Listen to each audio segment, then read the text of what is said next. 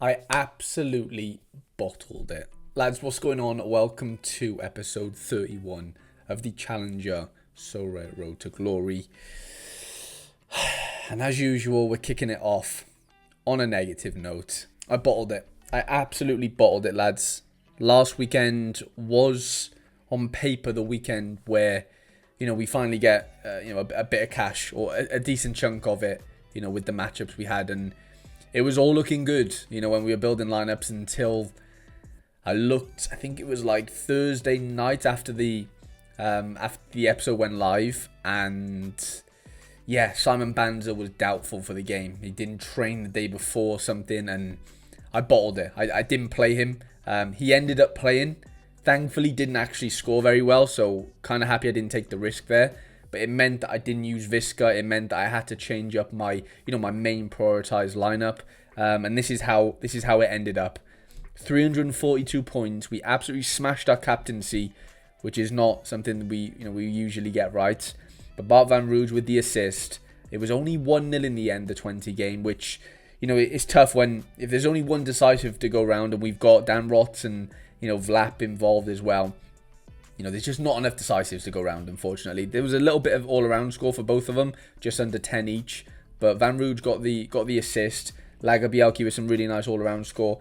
Unastal gets the clean sheet. Like, the defensive stack worked. It was just the attacking stack that really let us down. And that's where I was hoping Trabzonspor would come up trumps. And we'll get into what happened with them. And so, yeah, I couldn't use Visca because he was classic. I ended up using Rotz as the classic forward. So I used Brian de Keismaker away to Fortuna.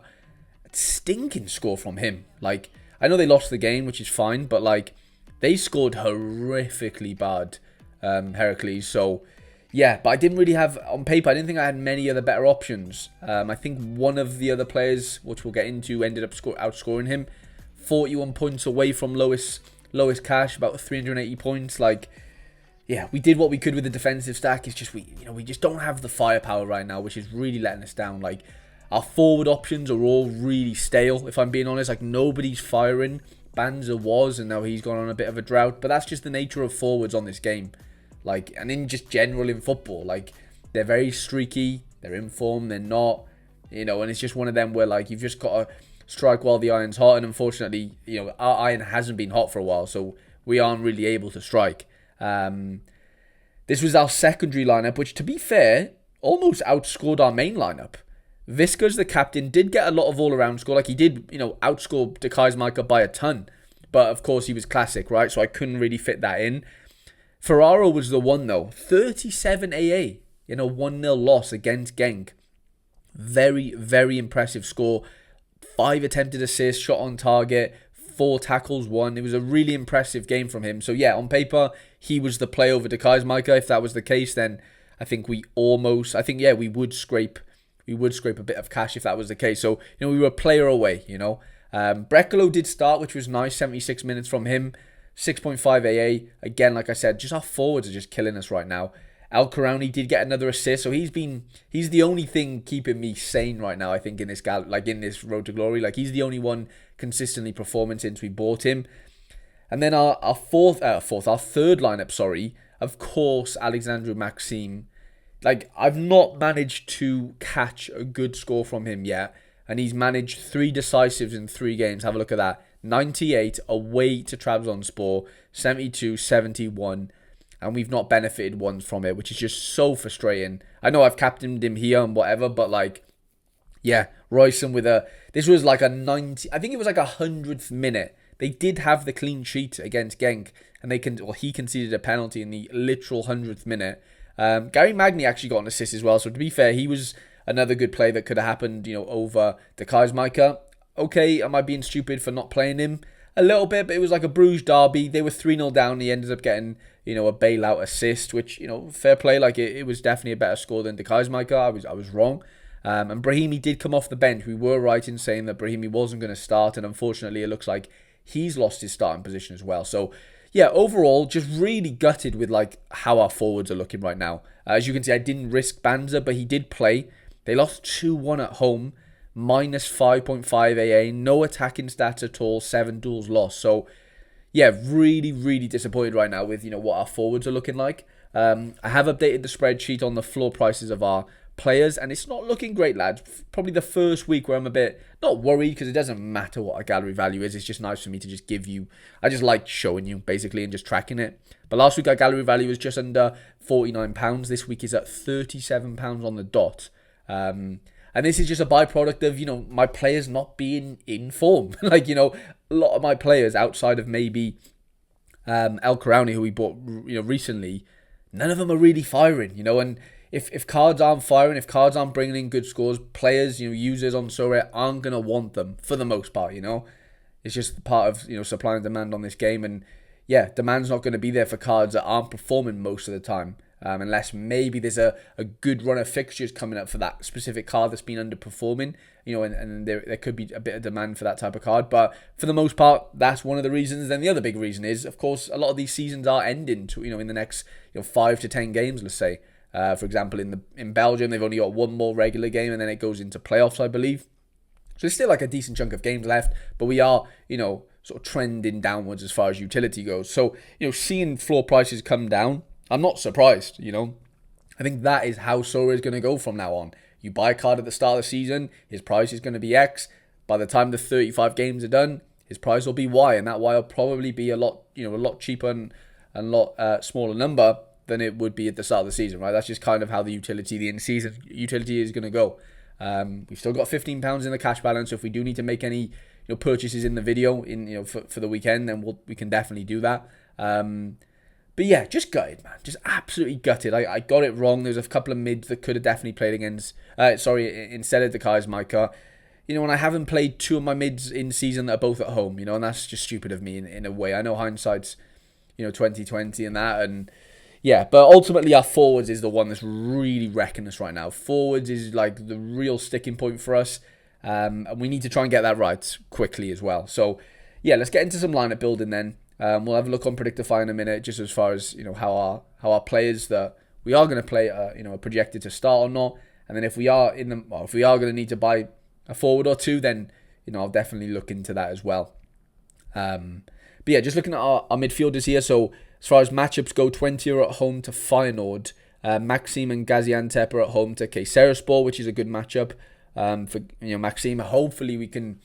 Yeah, maybe get involved in some of his high scores, because we just aren't able to get involved right now. Like we're just missing them for whatever reason. We're not prioritizing him, which is just annoying. El Karauni with a nice home fixture against NEC. Bart van Rouge is of course at home to Feyenoord as well. I think El Karauni definitely gets into the first team. I think he's our set defender with that nice home fixture. Forward, so Brekalo's at home, which is nice on paper. I do want to double check though if he is projected to start, because like I said, he's only worked his way back into the side recently. See that 50-50. So that does worry me a little bit. Like playing him in my priority lineup feels like a bit of a risk. Brahimi's lost his spot. Banzer's away to Istanbul. I mean, I don't know what's happened to Banzer. The last couple of games he's just gone completely south on his scores, and yeah, it's leaving me with in a bit of a tricky position. I think we might have to go into the pick score market and just see if there's anything that we can get involved in this weekend, because like as far as forwards go, because lads, it's just looking bleak for us. Like I'm not confident in any of our forwards, honestly, like none of them. So let's have a look then. Jaden Anthony, I know he has in-season cards. What are they setting you back? £4, okay. Not terrible, but I think I want to be spending a little bit more than that if possible. Sorry, I'm on the wrong. I'm being stupid. I'm on the wrong game week. I was on game week 61, which was this midweek. Game week 62 is the one I need to be worrying about, and that is Osimhen at home. So Gala at home.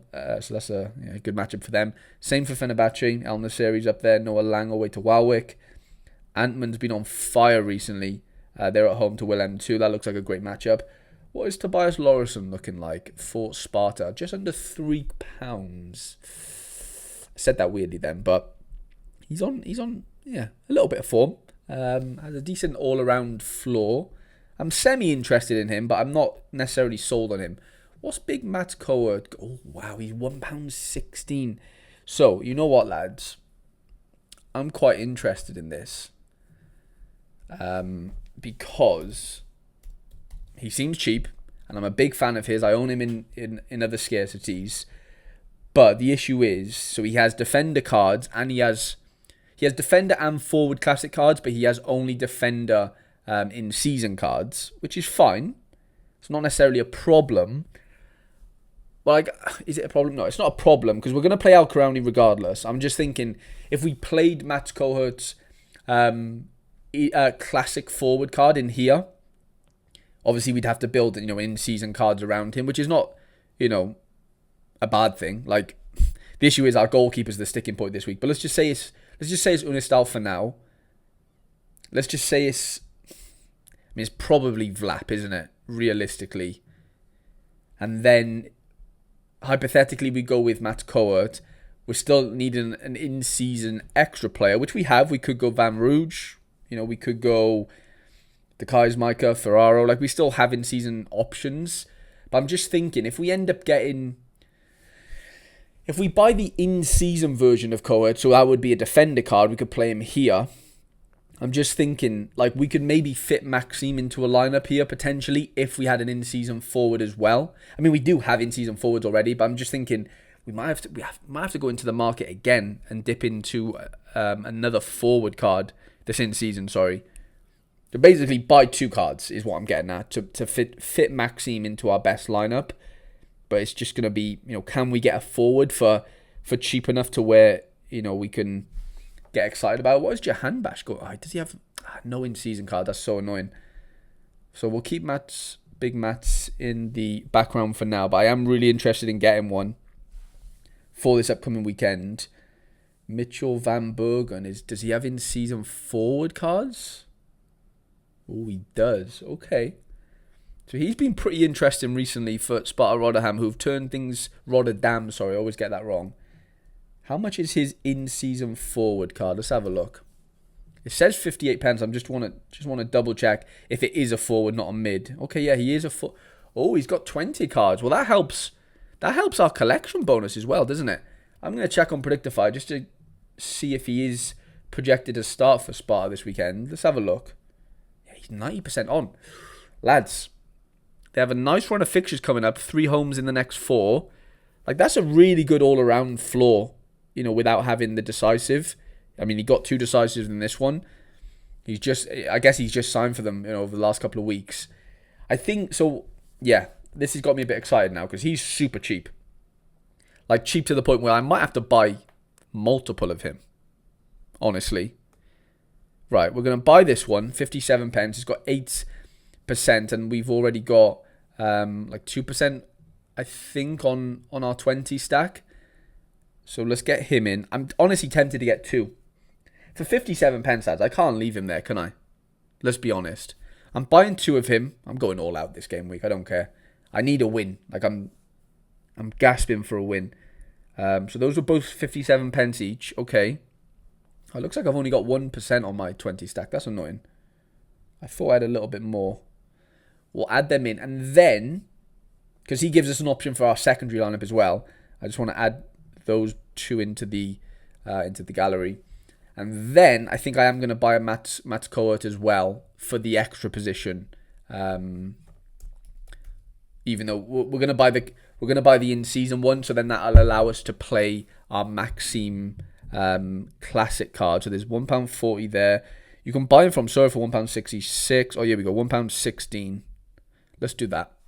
So that's basically £2.20 spent on 3 cards there. All in season.